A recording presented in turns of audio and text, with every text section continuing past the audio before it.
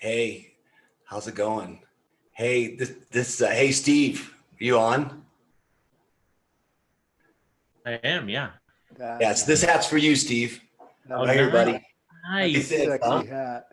Right from Vladivostok. It's the full on fur. Yeah. It's Oh because we're man, getting you should have it's told because me. I'll give. I would have totally gone and gotten my hat.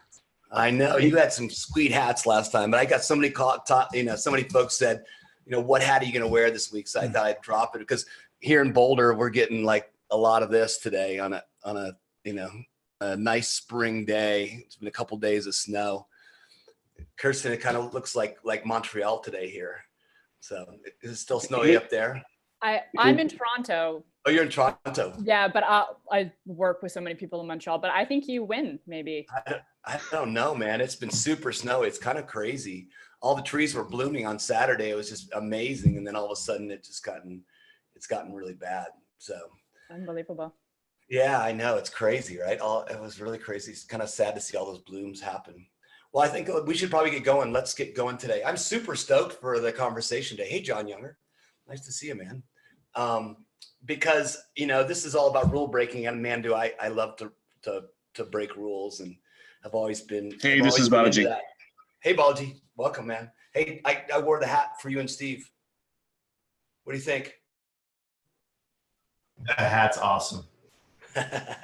Right from Vladivostok.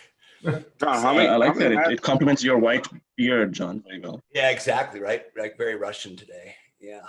So, yeah. So, John, like I was saying, what's that? How many hats do you own? Oh my God, way too many hats. When you're follically challenged like me, you got to keep your head covered. It's always important. You look good. It's always my best my best meeting of the year. Always going to the skin doctor, not having any problems with my head. So that's always a good call of wearing hats. Hey, so as I was saying, I'm really psyched. I think one of the things that happened in the last call that was really gratifying is we really kind of got some great momentum, and Jon, Healy, you were amazing about talking about what rules need to be broken, and so I think that, well, today we're going to talk about what rules need to be broken and what rules have you broken. So I'd encourage everybody to kind of throw down on the chat of like what rules need to be broken, and just remember to turn off your video and put on your mute mic. So I was thinking a little bit this weekend about rules to be broken, and I think one of the things that's always happened to me, and just to set some context, is that, when I think about rules being broken, it's really about shifting mindsets, not only for yourself, but also for culture. And back in the 90s, I had this crazy experience where we had this idea that we'd go to Kilimanjaro and set the world record running up and down it. And so we looked and looked for all the data, right? Like how fast you do it. And everywhere the data was, it's 4 days up and 2 days down on the standard route. And so to the guys, and we go, well, we're here to set the record. Like, how fast do you think we can do this? They said, well, it's 4 days up and 2 days down. Like, that's what it takes. That's the mindset, right? So we hiked it and did it, kind of scoped it out. And then we went back a couple of days later and ran it in 12 hours and 45 minutes. And it was just a crazy thing. Like, people couldn't believe that we could do it. And it wasn't anything, it's not like we were great athletes or anything. It just we were kind of crazy enough to think a different way. So if you think about, Roger Bannister is another great example, right? Like the 4 minute mile was like, nobody could break the 4 minute mile forever. And then Bannister broke it, and everybody after that could break it. So that's what I love about this topic, is I think it really speaks to the need for innovation and the need for us to shift our mindsets. So I really want to, that's the context of the call today. But before we get going on the context, I want Jin to talk a little bit about what's happened at the lab first. Hey, thanks, John. Really good to be on today. Again, good to see everybody, and hopefully you're all safe. It's interesting, this conversation about rule breaking and responses, and I think people are, in large part, just again doing whatever it takes to get it done, right? And I think that forces us to be innovative. The most innovative organizations also always kind of come out of places where it's like you have to get stuff done, not we had all this luxury and time and whatever. So I think we're seeing a lot of that with different industries and people focusing on different things.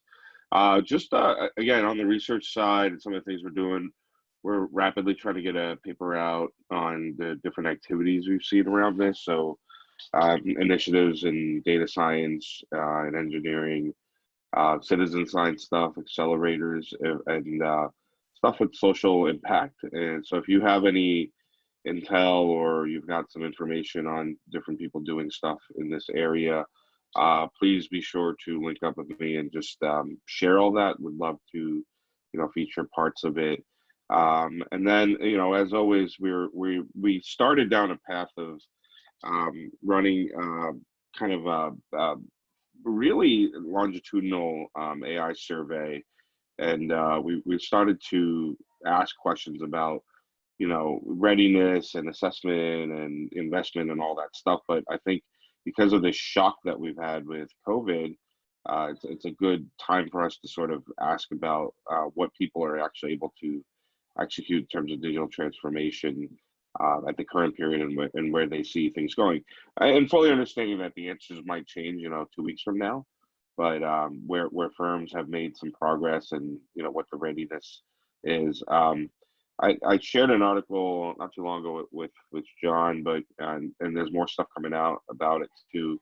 But in terms of firms being able to transition to remote work and things like that, and 35% of jobs being in the U.S. being able to be done remotely, I think that's pretty good. But then there's like a layer deeper that people want to study about whether it's capability or not. In some countries, they don't have the internet bandwidth to do it and so forth. But what are the jobs that are coming about that again are going to be digitized or are going to be allowed to be hosted at home, and which ones aren't. And so I think we've had some of those discussions around here. And but if you have some additional information about that, would love to capture all that stuff with you guys, as we go forward. And then just in terms of really cool, interesting things that we've seen even at Harvard, they've been very resistant, especially at HBS, to do any sort of online digital learning. It's been a small crawl, and I think just the shock has forced everybody to do it virtually, and we don't know for how long, but at least here in the near term. And what's amazing about it is how quickly everyone's been on board, and just recognizing the reality of things, where even our own dean was like, hey, if this had happened in the trajectory that we were on, like we would never have done this. Like there's a group of people that are like, never going to do it. We're never going to teach online. It's awkward. It's weird. This is not how education is done. It's always done in person. And, HBS is case-based. And so, we have a small faction of people who are really good at it, including Kareem, because he's been doing it with business analytics program now for 2 years, and some of the other faculty, but just this rapid shift. And it's been very positive. I mean, it's a learning curve, right? And you have to support people, and you have to allow them to grow in that. But some of this stuff could be really good, again, as we think about it. And I think it's opened the eyes to lots of different potential things coming our way in terms of education and how people learn, and how people are skilled and upskilled and reskilled and all that. So pretty cool things to see, again, in sort of these dark times where, again, when you're squeezed to be able to force and think through some things, and when people respond well, it's pretty neat to see how people adjust to it. And then I'm personally looking forward to just the emergence of new tech that's going to come out of this, and how people respond to it. I think it's going to be an interesting time in the next few years, and where the investments are and what comes about, and in various places, so really looking forward to again continuing some of this conversation too with you guys that are on this line here, because I think we're some of the people that have been at the forefront of this for some time, but how that translates into actual execution and the cultural differences that we start seeing, that's going to be key as well. So lots more learning, lots more investigating to do, but that's sort of the update on my end. Yeah, that's great, Jen. Hey, apologies. apologies to everyone. I was reminded last time I'm not really great at when I introduce people to introduce where they're from, just because you guys are great friends of mine. And I just think about, hey, it's Jin. So Jin's from the Laboratory for Innovation Science at Harvard, and they've done about 700 pieces of research in the open talent and future of work biz. So be sure to connect with them. Be sure to hit the lab. Lots of great resources in their library. And just make sure you connect with Jin, because I think some of the stuff he's doing is really important work. And it's going to take all of us. There's some great, stuff happening on the chat as well. So check that out. And then Balaji, thanks for that comment, man. I think Balaji had a great comment here. He just sent me, directly. He said, there's so much transformative power on this call. We need to harness this beyond the exchange. So let's think about ways to do that. And actually, that's a great segue, Balaji. So Balaji and I, for a while, have been cooking up a global summit to actually deal with this topic. The actual date was supposed to be in late May. And unfortunately, because of all the things that have gone on, that's going to get pushed off. But we have a date for October 13 to 15 to really dig into this.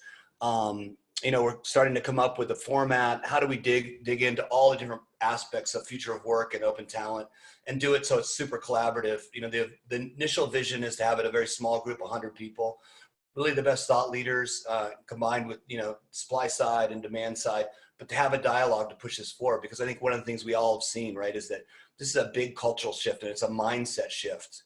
And we've got to overcome that. We've got to be able to go forward together and figure this out so that organizations have the confidence to shift their behavior. Bala, do you want to add anything to that? No, I think I've been thinking about this question since John Healy brought it up last time about what are the rules that need to be broken, and rules we just this will become a blip and we get back to normal. And I've been thinking about what rules have I seen being broken a little bit, and just giving you a few stories about what I'm working on with.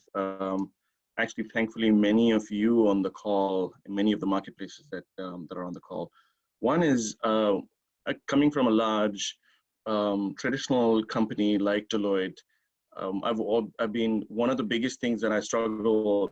John and I are writing a case study right now at Harvard Business School around Deloitte Pixel, and he knows the amount of risk edits that I get for every word that we want to publish. Now, when I talk to large companies and then they want to work with marketplaces, we're exchanging logos like they are cookies on a play school field. Like there's every marketplace right now, or at least that I've worked with, has a customized landing page for some of our clients that we are working on. These companies never ask the question saying, how are you going to use the logo? Should we review it? Nothing. Nobody's asking any of those questions. I think they're focused on the question of what's most important to protect right now has changed from brand protection guidelines to we just need to do the right thing to the people and to the business. I think we've been living in those other lesser important things, and then the culture has just dragged along with that.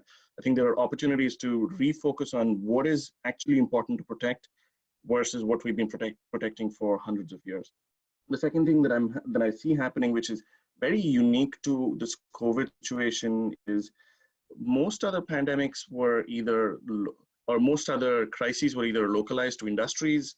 Things go down in banking, and then there's a ripple effect in others. So there's a time frame of ripple across the economy where you could see, which was a different behavior versus right now, everybody's affected.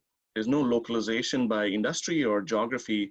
And I see there's a lot more peer-to-peer exchanges happening at the company levels where let's dispense with the old rules of I need to focus on prioritize and optimizing my company. But then I'm picking up the phone and calling CHROs or CEOs of other large companies to say, how can we do this better together with no paperwork, with no contracts, only handshakes? I mean, even I was reading news articles about how procurement contracts for all these supplies that are being exchanged are just like handshake contracts. Let's do it on trust because we're doing the right things versus spending weeks doing contract work and legal work. I think there's one rule that's being broken right now around that. At the longer level, what I don't see happening is there's still primacy for full-time employees. If you ask majority of the CHROs or CFOs or CEOs in large companies, they're all focused on their full-time employees. What should we do to manage our full-time employees and shift them to other full-time professions, full-time employment opportunities in other companies? Very few of them are actually thinking about, I should maybe short-term freelancing opportunities are a better fit because once this tide's over, I can actually bring them back. I've been very surprised with most of the companies that I've spoken. They're like, oh, I never thought about that. I'm like, that's really sad, but let's help you with it. And I hope that like social distancing, which will change, we should not be in a similar situation the next time a crisis happens. Maybe we start with, what if we live in a rule where we hire everybody as a freelancer and only some people stay on as full-time employees, depending on the longitudinal need for their context and their experience. Other people just get hired for the job and they leave. And there's a different way of the companies are structured in that world. And I think there is a lot more to be thought about in this situation. If the situation, what do we learn from the situation about the cumbersome nature of having employees and the flexibility of having freelancers, and ensuring that maybe that's something that we could sustain as a new rule. That's great, Balaji. Thanks for the input. I think you got such a great perspective. Yeah, make sure everybody put questions into the chat if anybody wants to ask questions. Yeah, Balaji's been doing so much work across so many organizations and has a really good, 30,000-foot view of those trends that are happening. Hey, Jon Healy, this is your topic, man. You jumped on it last call and really brought it. And I thought it was really, really awesome that you kind of brought it to the head. And then I don't know if everybody saw it, but maybe we can put a link in the chat, the little video you did asking for, ideas on rule breakers. And so, with that little qualitative research, I'd love for you to, just hear, what did you hear from folks? What have you been seeing? Right. Well, thanks, Jon. And it's been very interesting. And to those who responded, thank you for those who responded privately with some pretty deep stories of where trust has been created inside organizations and where rules have been broken. It's been fascinating to see. And yeah, it's ranged across a couple themes. A lot of people, very openly shared stories that were more about empathy. The organizations who focused on doing what's right. Balaji, your reference, priority shifted. Let's just do the right thing. The work from home pieces and making that available to everyone, having wellness programs out there. Really super impressed by the tech companies in particular who have stood out in terms of pay equity. And making sure that everyone is continuing to be paid, especially the contractors that they're using. So that's something that's really stood out. Microsoft, Apple, Amazon, Facebook, all have stepped out very publicly there. Saw a lot of organizations doing things that were purpose-driven, moonlighting as a platform company, opening it up, making job postings and creating some profiles free for everybody, because they actually founded the business coming out of the financial crisis in 2010 and never wanted to be in the same spot was the founder's position and why they did it. Seeing, Topcoder with their hackathons and what they're doing of bringing people together, I've seen that pretty fascinating. Even LinkedIn doing some things and some pay it forward type of aspects of trying to encourage people there. And then you start getting into some other areas like the education sector. You referenced that, Jen, earlier, kind of the struggle of higher ed in looking at that. But take the city schools of Philadelphia, where suddenly everything is shut down. They didn't go to remote learning because they were more worried about equity and the number of kids that didn't have access to laptops or didn't have access to high-speed internet. And so that digital divide created a paranoia of what's there. But what did they turn to do? They've just collaborated with a group of people that partnered with the school system, and they've gotten 30,000 Chromebooks delivered to every student in the Philadelphia school district that didn't have access to a laptop. And so now you're going to see things come back in. That kind of stuff just wasn't happening anywhere. Or it's like CVS, they've got a partnership with Hilton, Delta, and the Gap. Similar Kroger with Sodexo, Cisco, and Marriott, taking all the furloughed workers and putting them back into other areas. Seeing a lot in the banking industry as well. TD Bank has been able to take a lot of their people that were working in one area, migrating them to another. So they're not processing a whole lot of auto loans right now, but they have a lot of people calling in, wondering what they can do. And so they've moved a lot of people into service centers. So that's been there. One question that came up a lot that has been interesting was about productivity impacts.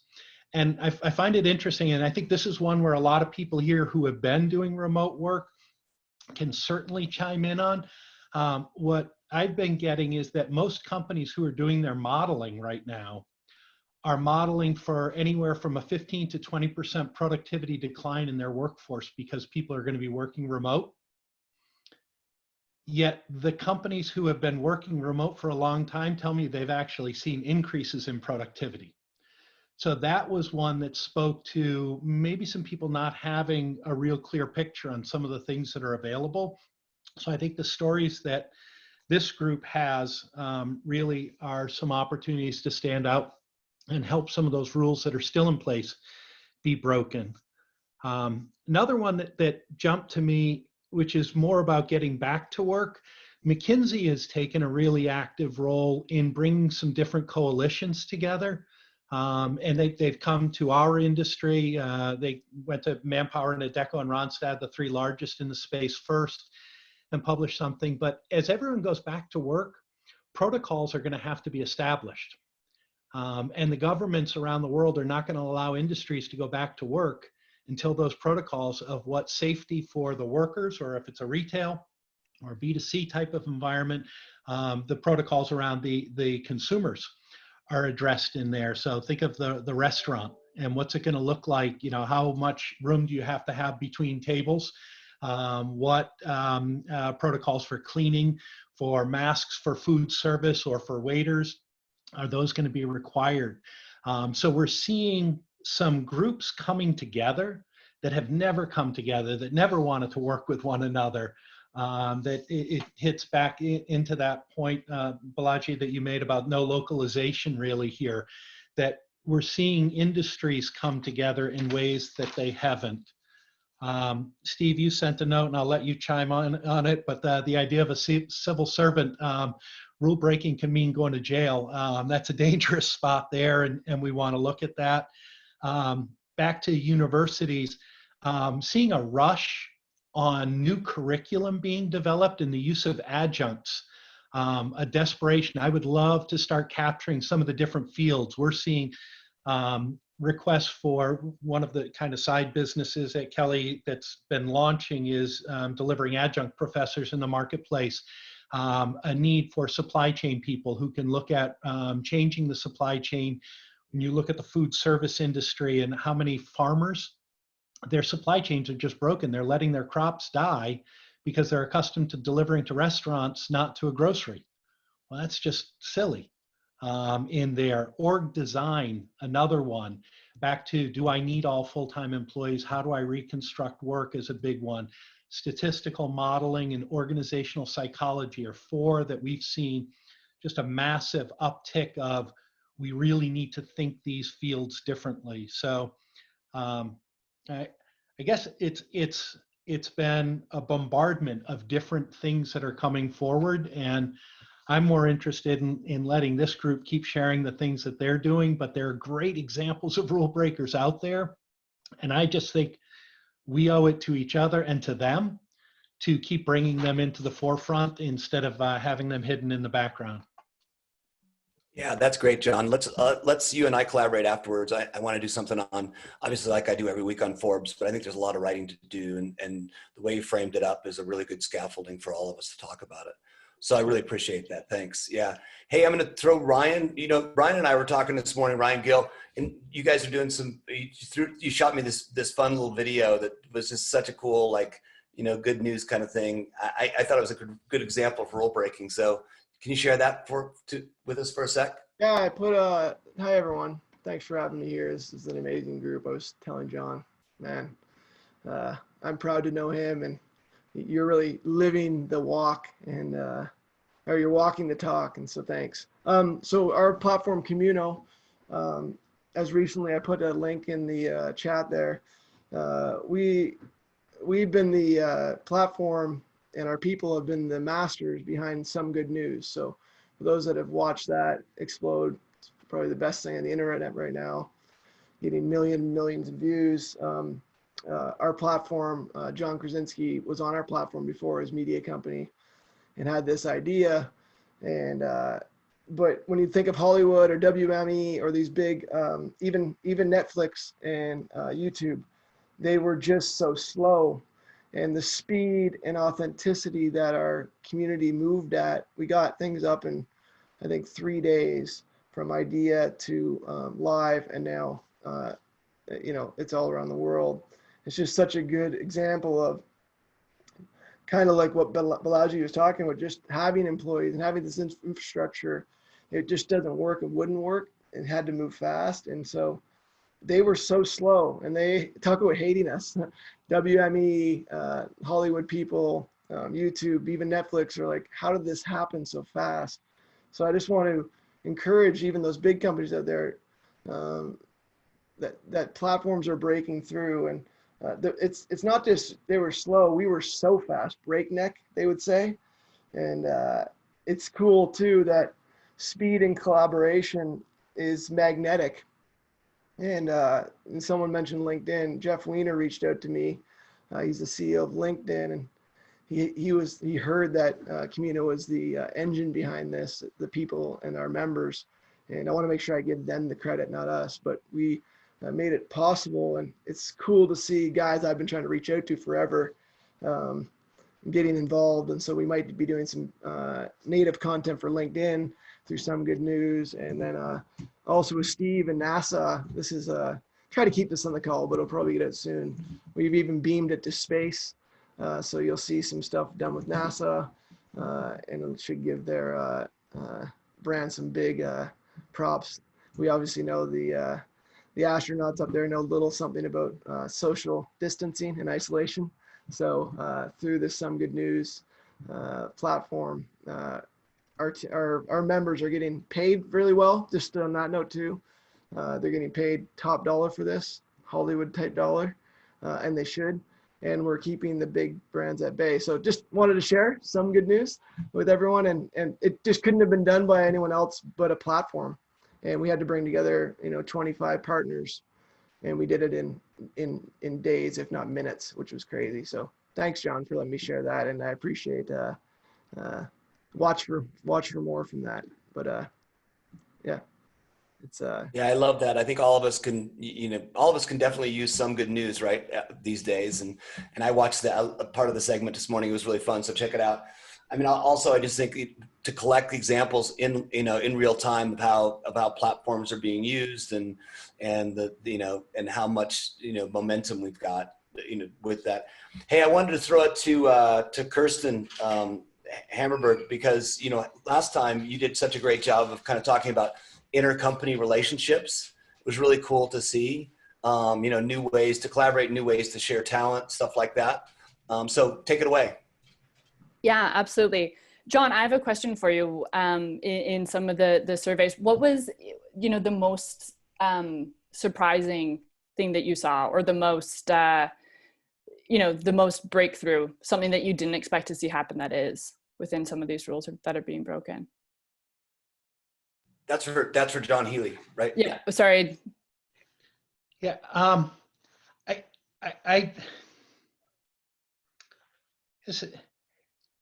I think it's the speed at which the collaborations have come together, the speed at which people mobilized resources to get things done. So the idea that, if I take a Hilton out, they're furloughing workers, no one's going to be there, and at the same time, they're collaborating with CVS and getting those people out. And previously, Hilton and CVS had no relationship.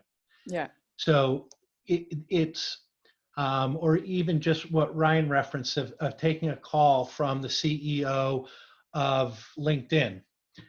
People are finding out who's doing things, picking up the phone, and guess what? No one's at their office phone number. Yeah. They're finding a way to get through to people right now that is unexpected. You know, we all sent things off to voicemail. Everyone's got their landline, you know, tucked in a closet drawer right now. No one ever hears it. So I think it's the desire this is for Balaji Balaji connectivity joining and as the well. conversations that's probably the biggest. Yeah, interesting. I'm just so curious to see kind of everyone's different reaction. I think that, you know, in general, just the overwhelming breadth of creative solutions that are out there is what's so inspiring. Jon, yeah, as you said, this kind of and Balaji had talked about it as well, and many other people have talked about it. One of the things that I think is the most inspiring is just, in addition to speed, you know, is this notion of collaboration that's happening kind of within organizations and across organizations, and with governments too. And a big thing that I'm thinking about is, as we start to think about, you know, how do we start building resiliency from an organizational design perspective, kind of that's more in the world that I'm in, you know, what will new partnerships and working with governments hand in hand start to look like, so that we're not also volatile. We know that the same way that organizations are looking for new structures, absolutely governments aren't going to let probably this happen again, where if we have to go into rapid social distancing, the whole economy can't collapse.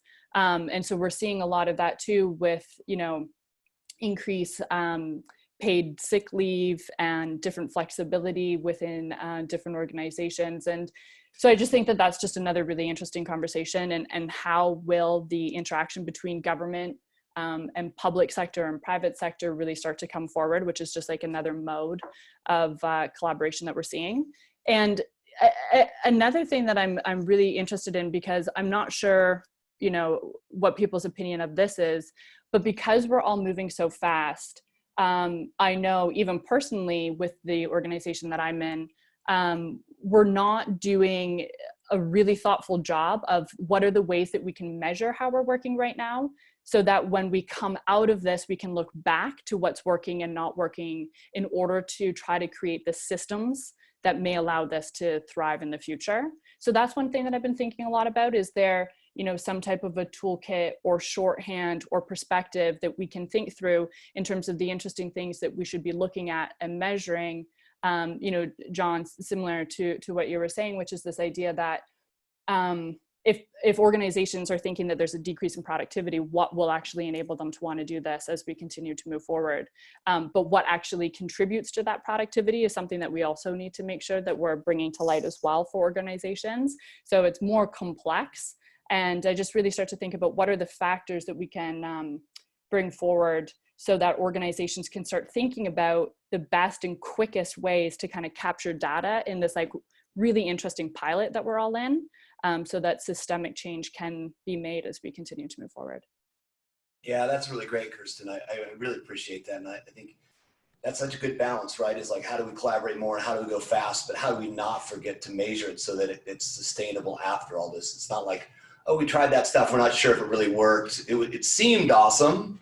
I liked working at home, but I don't really know if it was actually help, you know, productivity and help the organization. So thanks for adding to that.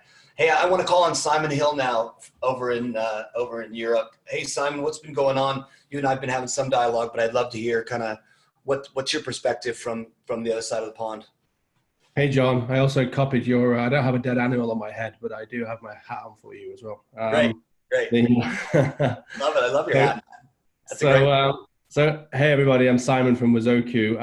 I actually wanted to build a little bit on the point that Kirstin just ended with there around the sustainability of this, right? Because I have some concerns that, you know, we're rapidly experimenting with the future of work and just making it work. But what does it go back to afterwards, right? And so I think all of the kind of current truisms that we're seeing around, which is very, very similar to what we see with organizations who are used to dealing with conflicts. I do a lot around innovation in defense and working with defense ministries around the world, and they'll share all these amazing innovation and adaptive stories of how they work incredibly efficiently when they're in times of conflict or times of, you know, the Ebola crisis a few years ago brought out very similar stories.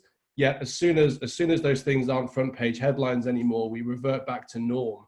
And whilst this feels particularly different this time, I think because it's impacting the Western world rather than other parts of the world, I'm not 100% convinced that all of this goodwill is not going to be just forgotten 48 hours after we all get back to normality again. And so all of the stuff that we're seeing around, you know, goodwill and non-handshake gestures and everything else, I'm being particularly careful and cautious of that, and actually kind of calling bullshit on some of it as well, right? I think that that there is a question mark around rules versus bureaucracy, and that's a good one, right? If we can get rid of the bullshit and just have the rules that actually help us steer in the right direction as businesses, whether we're small or large, then that's good. But not being prepared to go through procurement exercises just to bring in businesses that can be super helpful and useful, and doing it relying on a handshake that I don't believe will go anywhere in the future for most of those organizations, I don't think is good practice. I don't think it's fair or true to the real circumstance that we're in, right, either. And so I just think that some of these rules still needs to be obeyed, right? And they've got to be done for fairness and parity into the future. So some good examples of that, we're currently offering our platform out to any companies who are suddenly realizing that, you know, ideas, innovation, crowdsourcing, open innovation are actually mission critical, especially when everybody's suddenly dispersed. And so centralizing that knowledge or being able to access that knowledge in different asynchronous ways is really powerful. But I'm still asking businesses to go through the exercise of onboarding us as a supplier and bringing us in, because I don't frankly trust them the other side of this relationship. It'll be a zero build contract, and they can use it for all the benefit that they'll have to go through. But I need a similar level of practicality and applicability to the majority of those businesses to be able to kind of bring those things on board, right? And I think that fairness on both sides is still really important. I think the other thing that is quite reassuring is we've kind of got out of the pathway of competitors fighting with each other for mythical market share or whatever else it might be, and actually seeing some incredible companies who normally wouldn't even get in the same phone call or room together actually collaborating in some incredible ways, right? And I think that hopefully can get us out of that is something I hope maybe we can take forward, right? You know, we've seen governments, majority on the wise, working well together. I've seen political parties actually being nice to each other. I know that's not true unilaterally in some countries, but in others it is. I've seen great companies collaborating on some amazing things together, asynchronously and in real time. And all of that, I hope we can carry forward into whole new ways of working going forward, right? And I would echo all the other points that have been made, right? I think there's vast amounts of positive that can come out of this, vast amounts of benefit that will be gleaned, but I'm massively worried. There was a story that I read about what's going to happen when they release London going back to work, and the first 24, 48 hours, maybe even the first 5 working days, I think everyone will be walking around with their heads up. They might be a bit more appreciative of the people they're seeing, might obey social distancing a little bit, but give it 48 hours or even a week, and everyone will be back to normal, right? And I just think that that's the thing that I'm really cautious of, is that there is another side to this, and all this goodwill and good gesture from businesses, from competitors, from everybody, I worry just reverts back to the norm, the other side of it all. Great. Yeah, that's a really good point, Simon. I think that's important. How do we make this sustainable and kind of shift the mindset permanently? Hey, Ty, you and I, have had a lot, we've broken some rules together, but, I think one of the interesting things, Ty Montague, who runs Co-Collective, and just actually for clarity, like Kirstin's from Sid Lee, a reminder, John Healy's from Kelly, and Simon from Wazoku, but Ty's from Co-Collective, and we've been on a similar journey for a long time. But I think one of the things I always love about the conversation with Ty is he can always elevate and think about things from a mindset standpoint. So any thoughts around mindset and rule breaking that you have, Ty? Yeah, a few. I've been listening to, first of all, it's great to be here. Like, this is such an awesome group of people. So it's humbling. Thank you for inviting me, John. As John said, Co-Collective is a strategy and innovation company. We're 50 of us in New York, and I used to work in the advertising business, and so I'll talk about mindset from kind of at two altitudes. First of all, and one of the things that I've just experienced living in the United States, and this is a very during this crisis, and this is a very U.S. centric point of view, is that the mindset that you could rely on the federal government to take care of you has obviously been severely challenged in this crisis. I mean, it has been fumbled by our leadership at almost every possible way, and continues to be. And so I think that has been a shock to the U.S. populace, and it has shaken many people's faith in the federal government's ability to deal with a crisis. But I think a lot of you've seen lots of people, nature abhors a vacuum. You've seen lots of people step into that breach in a really inspiring way as you get closer to the local level. You've watched state governors rise to the challenge. Cuomo has been doing an incredible job, and at the level of cities, also mayors helped, stepping into that leadership vacuum and really taking charge, and all the way down to the local level. We've got reached out to yesterday by a group that's trying to put together a platform to empower value exchange largely at the local level. So a family in need of a meal can be introduced to somebody locally who can either provide that meal or resources to get that meal. And the platform's so new, it doesn't even have a name. We've been asked to participate in the naming of it.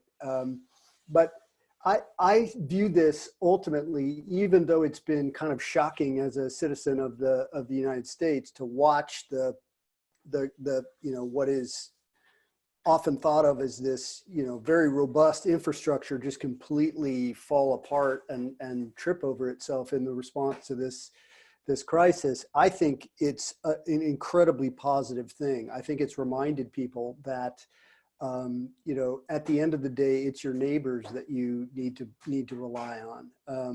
And we've had this. There's been a long-standing trend in the United States of lack of engagement, lack of civic engagement, lack of engagement at the local level. That has, over the past 30 years, has slowly, really, actually, it tracks with almost in the opposite way with the development of the internet. The internet actually has caused the local social fabric in small towns and big cities across the country to begin to dissolve. And I think this event has been a great reminder that really at the end of the day, the people that you are communicating with on Facebook are not going to do a whole lot for you when push comes to shove. It's the people who you live next to. It's the people who live on your block that you really need to be in touch with. And so I think that's an incredibly positive mindset shift that's coming out of the crisis. Just one other comment on mindset shift, like just building on what Ryan said. I'm a big fan of Communo. We're not on the platform yet, but we're gonna fix that right quick. I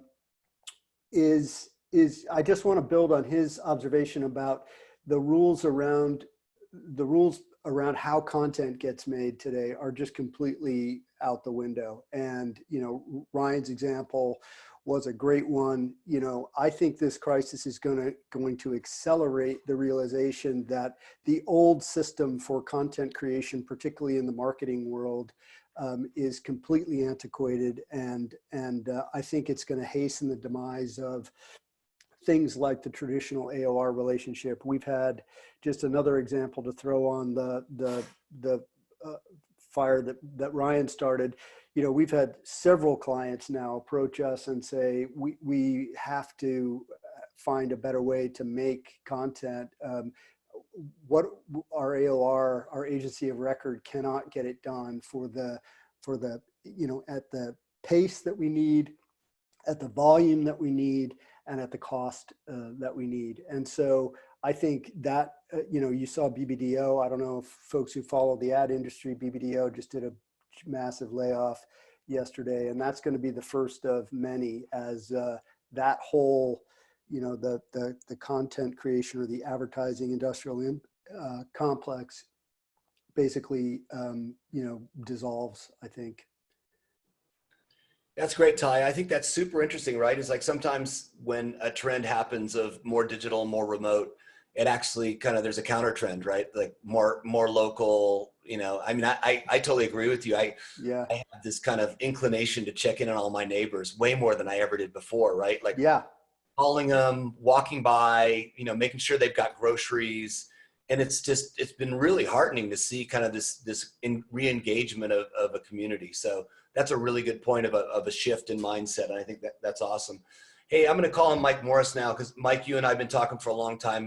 Mike's CEO of Topcoder and has been in this marketplace for a super long time. And I just think he gives a good longitudinal perspective of what's happening with a lot of the clients he's working with. So take it away, Mike. Thank you. And I do love the stories of positive things that are coming out of this. I think it's super important for us to remember those. I think this call is one of those. I mean, I've been on this call for a while, but it is it's becoming more and more and more impactful. So appreciate that to everybody, and John, especially to you. Thanks, Mike. What I've been seeing is, I mean, with our own business and then anybody we're working with, I mean, I think it's and I've heard this echoed from Jon Healy and Biology. You know, it's a period of get shit done. Like it is, and I'm loving that. I'm loving to see that, like in our own team is, you know, yes, it is breaking the rules. And I think Simon has a good point that, you know, it can't be irresponsible, but I do think, you know, what has to happen in these times, what I'm seeing is like bureaucracy is getting thrown out the window. People that are slowing things down for reasons that aren't critical are getting thrown out the window, bypassed. I mean, we still need to have, you know, the basics behind it.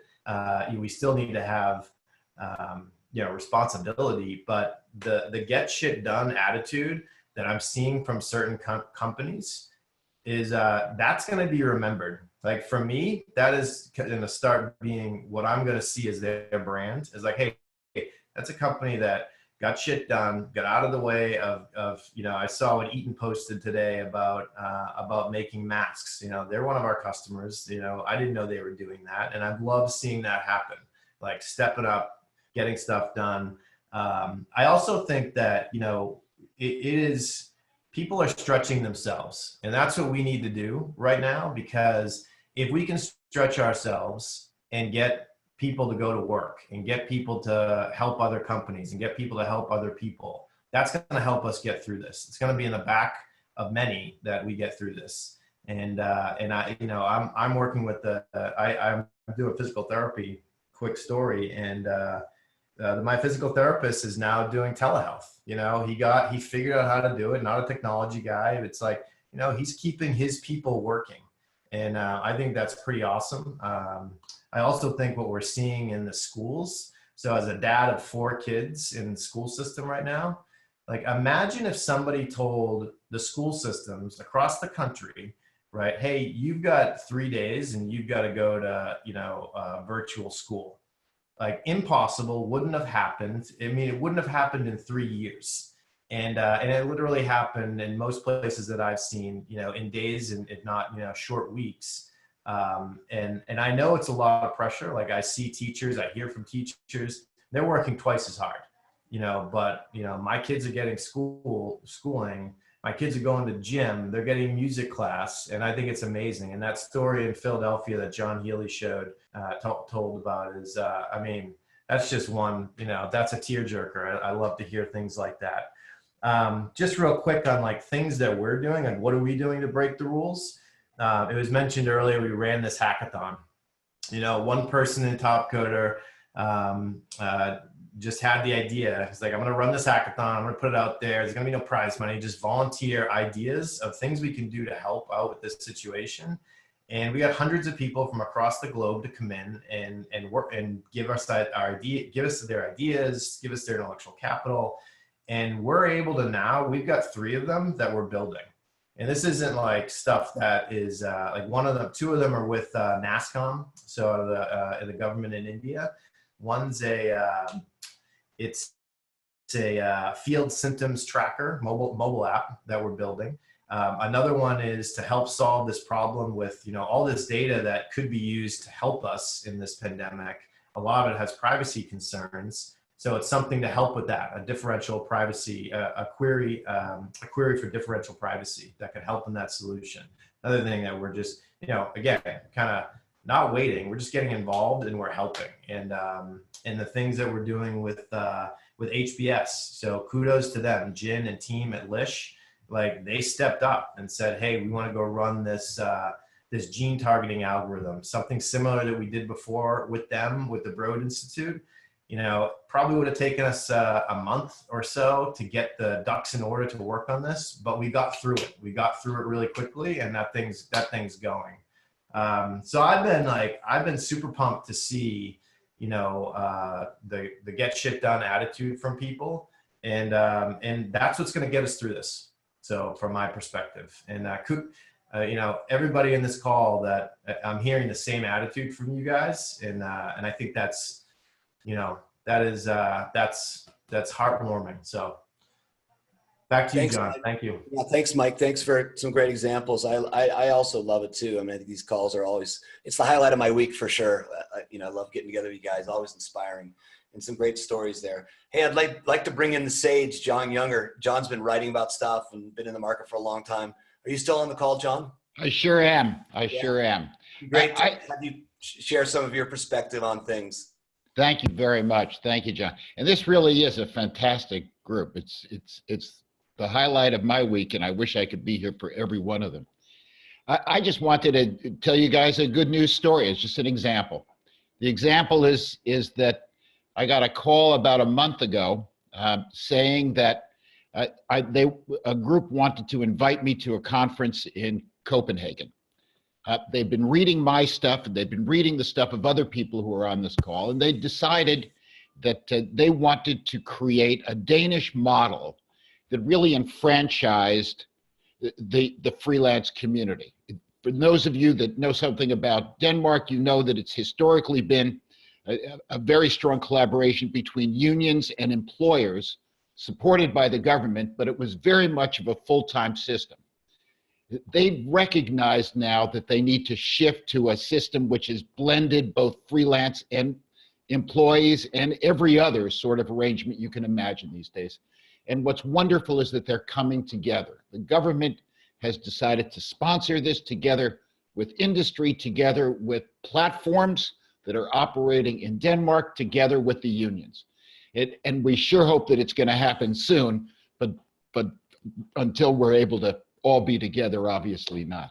I mentioned that only, John, because as we're talking about rule breaking, we're also talking about new rule creating. And one of the new rules that's being created, to Kirstin's point earlier and so many other conversations, is that shift from, excuse me, to much more of a collaboration at every level and with multiple stakeholders. For me, it's an exciting time. Although our government doesn't seem to be able to get its act together in certain respects, it's nice to see that other parts of the world are. And that's what I wanted to share. Yeah, awesome, John. Thanks. That's a really great story. And I think that's, you know, that idea of like breaking the rules, but then kind of creating new rules that are going to work in the future is a really, really important paradigm shift. Hey, Steve Rader, you're always, you know, thoughtful and a great listener and all this stuff. And I know you've got such a unique perspective So he, Steve runs the Center of Excellence for Collaborative Innovation at NASA. So bring us home, Steve.